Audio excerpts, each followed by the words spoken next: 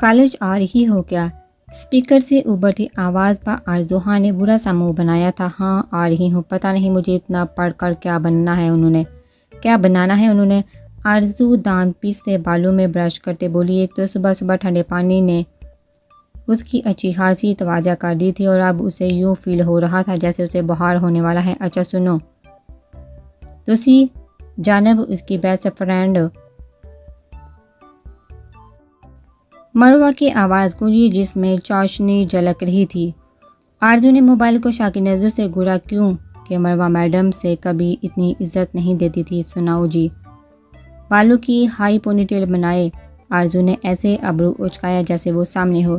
تم اپنی اس کزن کے ساتھ آنا پلیز۔ دوسری جانب مروہ کلب دانتوں تلے دبا کر بولی۔ اس کی بات سنتے آرزو کے ذہن میں پل میں صبح کا سارا واقعہ گھوم گیا۔ اس نے دانت پیستے غصہ ضبط کیا تو عزت کی یہ وجہ تھی۔ ڈوب کے مر جاؤ تم، مجھے لگا تم مجھے مس کر رہی ہوگی، اتنا ہی شوق ہے تو ایسا کرو، اسے دانیال کے بچے کو کڈنیپ کروا لو، قسم سے 1 روپیہ بھی نہ دینا بے شک۔ آرزو طرح کا بولی۔ مروہ کی بات سننے اسے چڑ مچی تھی، کیوں کہ مروہ میڈم کو دانیال سفیر خان کسی شہزادے سے کم نہیں لگتا تھا۔ تم تو بے عقل ہو، بدتمیز لڑکی اتنا ہینڈسم ہے، وہ جب ایک نظر سنجیدگی سے دیکھتا ہے دل دھڑکا جاتا ہے قسم سے۔ مروہ حسرت سے بولی۔ اس کی بات پر آرزو نے گندا سا منہ بنایا تھا۔ ہاں ایک بار اس جاہل کی پابندیاں بھی دیکھ لو، پھر میں دیکھتی ہوں کس طرح تمہیں ہینڈسم لگتا ہے۔ وہ اوپر سے اس کی ہائٹ اسے دیکھنے کے لیے کسی ٹیبل پر چڑھنا پڑے۔ آرزو گلے میں پٹی سر کی بول رہی تھی، اس کی باتوں میں صاف دانیال سفیر خان کے لیے ناپسندیدگی تھی جس پر مروہ ماتھا پیٹ کر رہ گئی۔ اور تم تو بتا رہی تھی تمہاری بات پکی ہو گئی ہے، منگنی ہونے والی ہے، تمہاری کچھ شرم حیا کر لو تم۔ آرزو نے موبائل اٹھا کر کان کو لگایا۔ دوسری جانب مروہ نے دانتوں تلے لب دبایا۔ ہاں تو اس میں کیا ہے، میرا کرش ہے، وہ ہمیشہ اور ہمیشہ رہے گا، مروہ نے عام سے لہجے میں کہا۔ جسے سنتے آرزو نے غصے سے فون کان سے ہٹائے فون کو گھورا۔ اللہ کرے اس کرش کی وجہ سے تم کریش ہو جاؤ، آرزو نے کہتے فون کھٹاک سے بند کیا اور اپنے اوپر شال لپیٹ لی۔ ایک نظر بیڈ پر پڑی دانیال خان کی شال کو دیکھا اور آرزو کا دل کی اس شال کو آگ لگا دے۔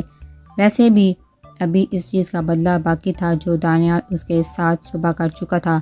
وہ بیگ اٹھا کندھے پر ڈالی نیچے کی جانب آئی تھی جہاں ماہا اور عائشہ بیٹھی بریک فاسٹ کر رہی تھی۔ چونکہ دانیال سفیر خان نے ان کی صبح صبح ہی کلاس لگا لی تھی، تبھی وہ لوگ کے بچے تھے۔ علی کالج جا چکا تھا شاید، جبکہ ماہا اور عائشہ بیٹھی ہوئی تھی۔ آرزو بھی بیگ رکھتی کرسی گھسیٹ کر بیٹھ گئی تھی۔ جلدی کرو، تم لوگوں کو چھوڑ رہا ہوں۔ دانیال سیڑھیاں اترتا ایک سرسری سی نظر ان تینوں پر ڈالتے بول رہا۔ آرزو کے حلق میں نوالا ہٹکا تھا، اس نے جلدی سے پانی کا گلاس لبوں کو لگایا۔ کیوں ہان بابا کدھر ہیں؟ آرزو پانی کا گلاس واپس ٹیبل پر رکھتے ہوئے بولی۔ وہ کسی ضروری کام سے گئے ہیں اور آج سے تم لوگوں کو میں ہی پک اینڈ ڈراپ کروں گا۔ وہ کپ لنگس ٹھیک کرتا ناشتے کے ٹیبل پر بیٹھ کے اس کی بات سنتے آرزو نے کڑوا سا منہ بنایا، جبکہ ماہا اور عائشہ ناشتے کی آخری بائٹ لے کر اٹھ گئی۔ ڈرائیور کی طرح انٹرسٹنگ، آرزو خان بڑبڑائی تھی کیونکہ ابھی صبح کی سردی وہ بھول نہیں پائی تھی، لیکن اس کی بڑبڑاہٹ دانیال کے تیز کانوں سے بچی نہیں رہ سکی۔ اس نے ساتھ نظروں سے آرزو کو دیکھا۔ کیا ہے، آنکھوں سے کھا جاؤ گے کیا؟ کندھے اچکاتے وہ بھی مزید 3-4 نوالے لیتی اٹھ گئی۔ کچن سے نکلتی نور بیگم سفیر خان کی والدہ نے آرزو کو گھورا۔ بڑی اماں، کاش آپ زیادہ کڑوی چیزیں نہ کھاتی تو نتیجہ آج جیسا نہ ہوتا۔ آرزو بڑی محبت سے نور بیگم کے گلے لگتی، ان کے کان کے قریب سرگوشی کرتے دانتوں تلے لب دبا گئی جس سے اس کے گال پر گڑا سا ابھرا تھا۔ بدتمیز، نور بیگم نے مسکراہٹ دباتے اسے گھورا۔ وہ انہیں خدا حافظ بولتے باہر کی جانب بڑھی اور پھر رک گئی۔ ڈرائیور صاحب جلدی آئیے، لیٹ ہو جائیں گے ہم لوگ۔ آرزو گردن گھما کر بولی۔ وہ اچھا خاصا دانیال کو درج کر چکی تھی۔ دانیال نے فورک غصے سے ٹیبل پر پٹھا اور آرزو جلدی سے وہاں سے نکلی باہر گاڑی میں جا کر بیٹھ گئی۔ دانیال گاڑی میں بیٹھا گاڑی ڈرائیو کر رہا تھا۔ ماہا اور عائشہ کو تو یونیورسٹی ڈراپ کرنا تھا، لیکن آرزو کو اسے کالج ڈراپ کرنا تھا جو یونیورسٹی سے 15 منٹ کی دوری پر تھا۔ اور اب آرزو ہاں کے واقعی پسینے چھوٹے تھے کیونکہ عائشہ اور ماہا تو یونیورسٹی کے گیٹ کے سامنے اتر چکی تھی اور اب دانت نکالتے اسے خدا حافظ بول رہی تھی، آگے آ کر بیٹھو۔ وہ بیک ویو مرر سے آرزو کے چہرے پر اپنی سرد نظریں جمائے بولا، میں یہاں ٹھیک ہوں، نہ جانے کتنی سردی تھی۔ وہ نظروں کے آرزو کا لہجہ لڑکھڑا گیا۔ اف اللہ، وہ ہمیشہ ہی ایسے کیوں پھنس جاتی تھی اس بد دماغ شخص کے چنگل میں۔ تمہیں ایک مرتبہ سنائی نہیں دیتا، آگے آ کر بیٹھو یا پھر یہ کام بھی میں خود کروں۔ اتنا تنا چہرہ لیے وہ جبڑے بینچا بولا۔ آرزو ہمت رکھتی بیک سیٹ سے نیچے اتری اور فرنٹ ڈور کھول کر فرنٹ سیٹ پر بیٹھ گئی تھی۔ دانیال نے ایک چپتی نظر اس کے وجود پر ڈالی اور پھر ذرا آگے کو جھکا۔ آرزو کی آنکھیں پھیلی تھی، یہ کیا کرنے لگے ہیں؟ اسے اپنی جانب جھکتا دیکھ وہ لڑکھڑاتے زبان سے بامشکل لفظ ادا کر پائی تھی۔ دانیال نے فل بیزاری سے اسے دیکھتے اس کے نازک وجود کو سیٹ بیلٹ میں قید کیا تھا۔ بد دماغ لڑکی، وہ منہ میں بڑبڑایا، مگر اس کے نزدیک ہونے کی وجہ سے آرزو اس کی بڑبڑاہٹ سن چکی تھی، جسے سنتے وہ منہ بناتے اسے گھورنے لگی تھی۔ جاہل، آرزو بھی اسی کے انداز میں بولی تھی، جبکہ دانیال نے اسے فی الحال اگنور کر دیا۔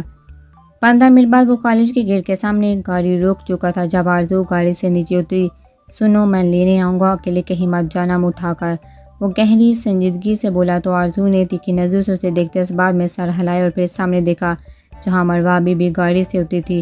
وہ اب بڑے اشتیاق سے دانیال سفیر خان کو دیکھ رہی تھی۔ آرزو نے نفی میں سر ہلاتے پلٹ کر دیکھا جہاں وہ اب بھی اسے ہی گھور رہا تھا۔ اس کے دیکھنے پر دانیال سفیر خان کے لبوں پر ایک جذاتی سی مسکراہٹ رونما ہوئی اور وہ پھر غائب ہوگی۔ آرزو نے ناسمجھی سے اسے دیکھا اور پھر مروہ کو ساتھ لیے آگے بڑھ گئی، مگر ذہن میں اب بھی اس کی جتاتی مسکراہٹ گھوم رہی تھی۔ لیکن وہ سر جھٹک گئی، واہ یار کتنی پیاری دوست ہو تم مروہ۔ آرزو کا ہاتھ تھامے چاہت سے بولی، جس پر آرزو نے روٹھے پن سے اپنا ہاتھ جھٹکا۔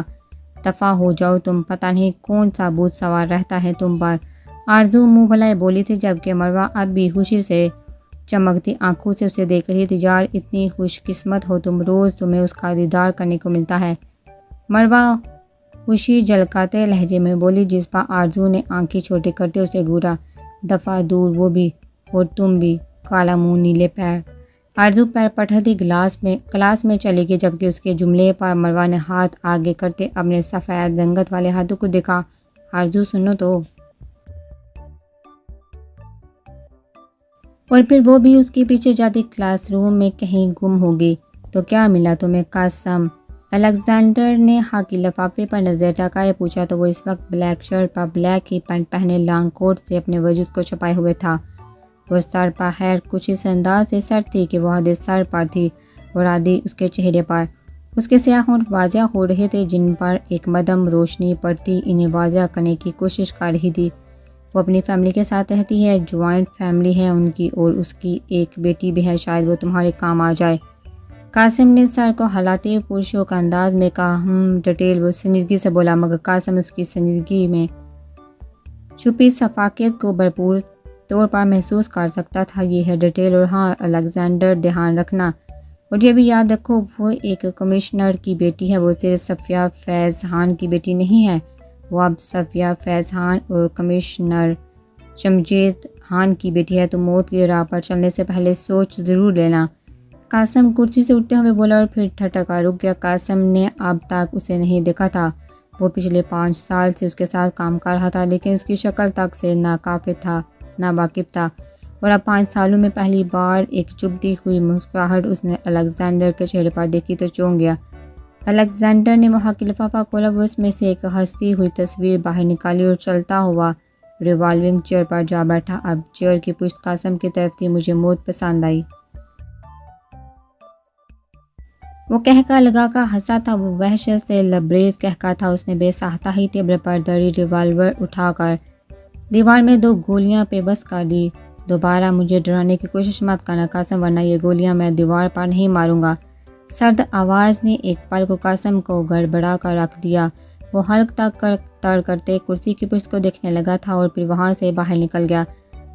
مہا جمشید خان، اس نے پک کی بیک سائڈ کو دیکھا اور پھر اس کے لبوں سے پہلی بار کسی لڑکی کا نام یوں تجسس سے نکلا تھا۔ اس نے تصویر کو اپنے موبائل میں کیپچر کیا تھا اور کرسی کی پشت پر سر ٹکا لیا۔ اب الیگزینڈر کے چہرے پر ایک درد سا بکھر گیا تھا۔ چار کب تک ویٹ کرتی رہو گی؟ مروہ نے اس کا بازو پکڑے جھنجھوڑا جو اس وقت غصے سے بڑی پڑی تھی۔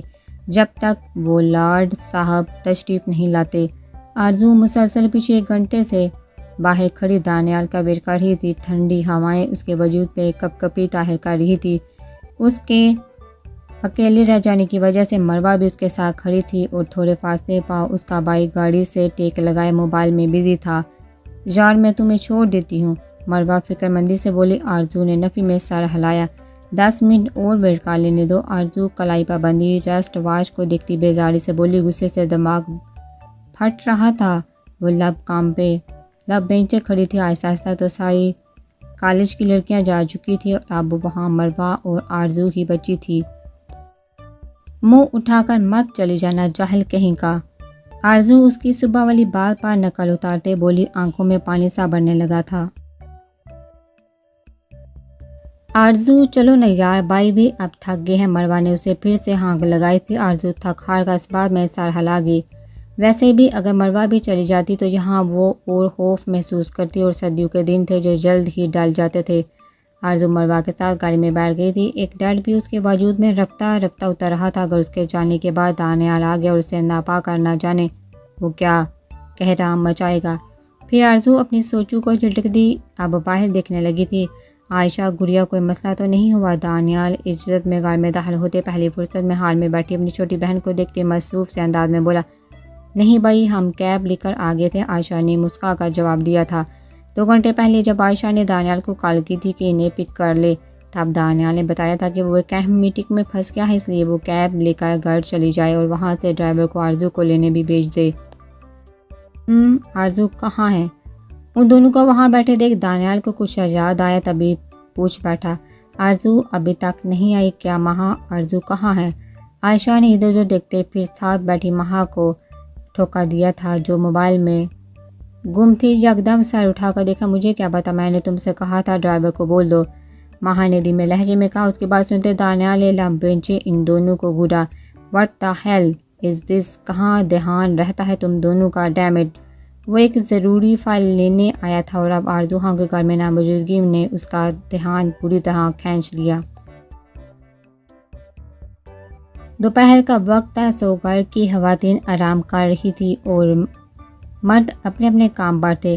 وہ تیزی سے باہر نکلا تھا۔ عائشہ اور مہا کو بھی اب فکر لاحق ہوگی، پتہ نہیں کہاں ہوگی پاگل لڑکی۔ وہ بڑبڑاتا ہوا باہر کی جانب لپکا کیونکہ اس کی گاڑی باہر تھی۔ ابھی وہ فرنٹ ڈور کھولے ڈرائیونگ سیٹ پر بیٹھنے ہی والا تھا جب ایک کالی مرسڈیز کچھ فاصلے پر رکی۔ دانیال نے لہو جھلکاتی نظروں سے اس میں سے آرزو کو باہر نکلتے دیکھا تھا۔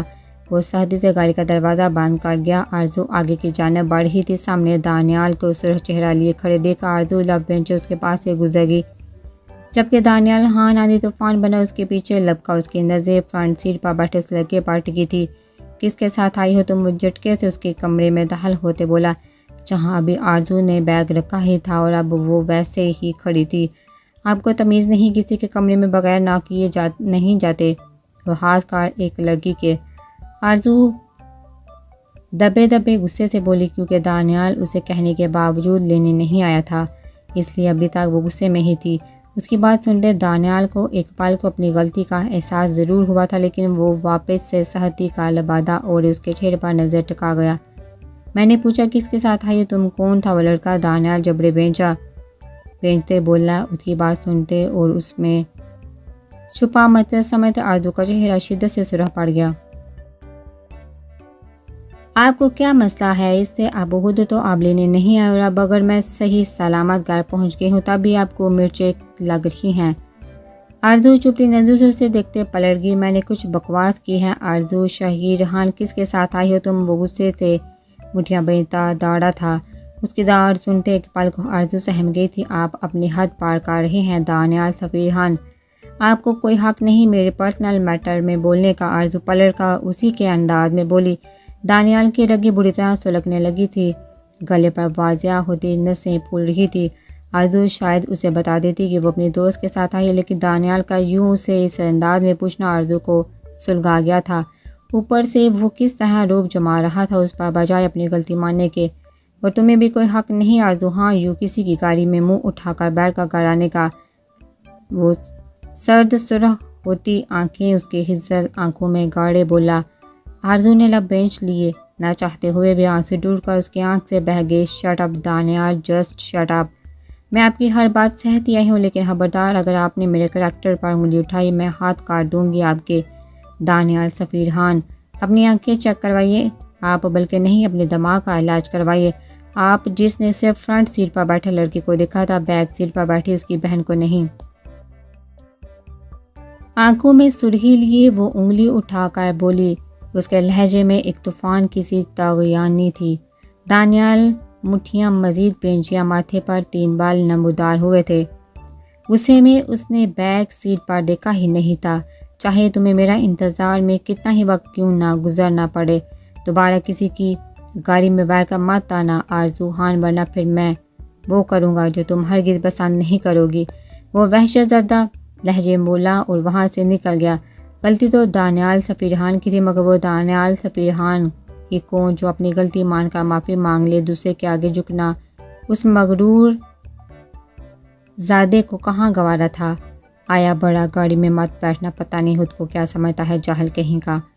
آرزو نے نم آنکھیں صاف کر کی اور کپڑے لیتی واش روم میں گھس گئی۔ ایک تو خود ہی نہیں آیا تھا پک کرنے، اوپر سے روب کیسے جا رہا تھا۔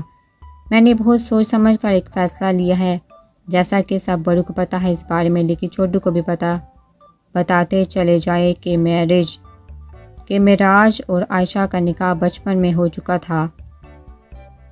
اب ہم سب باقاعدہ ان کی شادی کی ڈیٹ فکس کرنے والے ہیں۔ آغا جی نے سب کو دیکھتے خوشی سے کہا۔ وہاں اس وقت ہر کوئی موجود تھا سوائے دانیال کے۔